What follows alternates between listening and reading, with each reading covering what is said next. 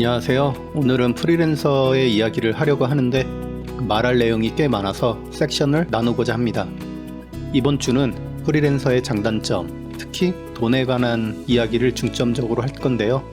아마도 그래픽 디자이너로 공부하는 사람들은 대부분 한 번쯤은 프리랜서나 개인 사업자에 대해 생각을 해봤을 겁니다. 각자 환경과 시기에 따라 원하는 가치관이 다를 거라 생각하지만 제가 프리랜서로 일을 하게 된 당시엔 돈을 최우선적으로 여겼기 때문에 그 관점을 최우선적인 입장에서 이야기를 하겠습니다.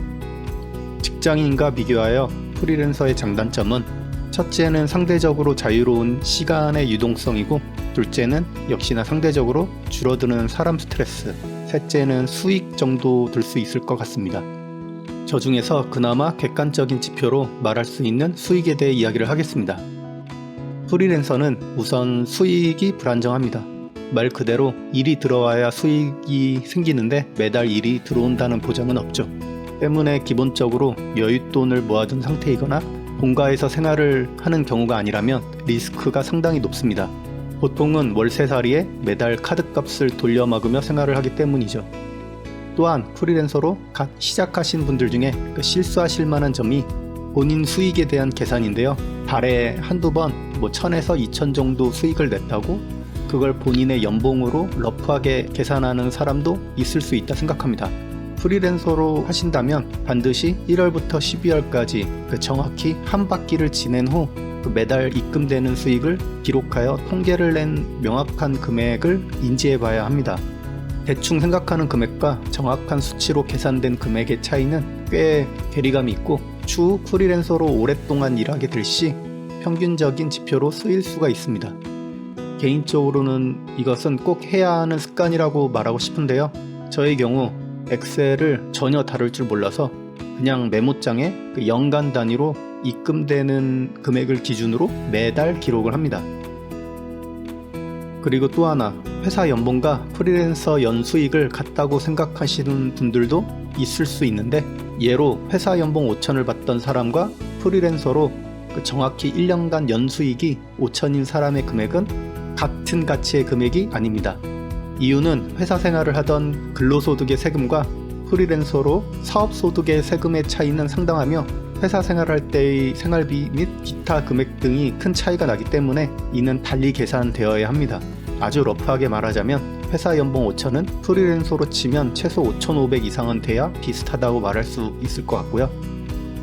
프리랜서로 일을 시작하고 가장 거슬렸던 세금은 국민연금과 건강보험이 있겠습니다. 저의 경우 원체 관심도 없고 무지한 편이라 신경을 전혀 안 쓰던 점들인데, 프리랜서로 일을 하게 되면서는 자연스레 피부로 와닿게 되면서 스트레스가 상당했었는데요. 우선 저의 경우 국민연금과 건강보험료가 의무인지도 몰랐으며, 그리고 직장인과 프리랜서 생활할 때 세액공제가 달리 적용된다는 점이 빡이 쳤습니다. 직장인의 경우 국민연금과 건강보험료는 회사가 50% 지불을 해주지만 프리랜서는 본인이 다 지불을 하죠. 건강보험료야 그렇다 쳐도 국민연금을 강제징수하는 건 솔직히 납득이 안 갔습니다. 지금도 안 가고요. 그럼에도 맨날 노후 대비 어쩌고저쩌고 하면서 홍보하는데, 그런 헛소리 할 바에 솔직하게 그냥 국가가 돈이 없으니 돈을 강제징수하겠다 하면 덜 짜증날 것 같기도 한데, 국가는 그 국민연금으로 주식해서 신나게 깎아먹고 또 세율은 맨날 인상하고, 어쨌든 그냥 짜증나지만 강제징수라 낼 수밖에 없다는 점이고요. 세액공제 부분 역시 직장인은 연초에 소득 신고를 하지만 프리랜서의 경우는 5월에 신고를 합니다. 그리고 직장인의 경우 월세 같은 비용을 비롯해 세액공제되는 부분이 많은데 프리랜서는 되는 게 거의 없죠. 또한 프리랜서는 일정 이상의 소득이 잡히면 세무사를 이용하는데, 세무사 비용도 업체마다 금액이 다릅니다.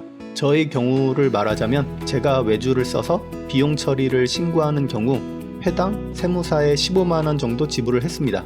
그리고 그 신고했던 금액에 대한 세금도 지불을 해야 하고요.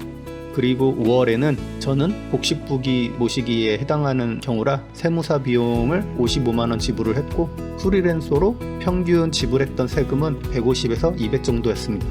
저의 예시로 러프하게 말을 했지만 직장인과 프리랜서의 세금은 큰 차이가 있다는 정도만 인지해 두시면 될 것 같고요. 저는 습관이라는 걸 상당히 무섭게 여기는 편입니다. 쉽게 말해 지각하는 사람은 계속 지각하고요. 프리랜서로 생활을 하신다면 매달 나가는 지출 비용을 객관적으로 알아볼 수 있게 적어두면 도움이 된다고 생각합니다. 물론 그렇게 한들 각자의 본인 지출 습관이 변할 거라고는 생각을 안 하지만 아주 조금이나마 돈을 쓰는 데 있어 현명한 지출을 할 수 있지 않을까 생각해 보고요. 저의 경우 예를 들면 작년 홍대 월세 생활을 하던 경우와 그리고 지금 전세로 넘어와서 사용하는 비용을 예로 표시를 하겠습니다. 이 지출도 겨울에 추가되는 가스비와 그리고 각자가 들고 있는 보험비를 제외한 금액이지만 현재는 월세 생활하던 당시보다 30만원 정도 줄어들었습니다.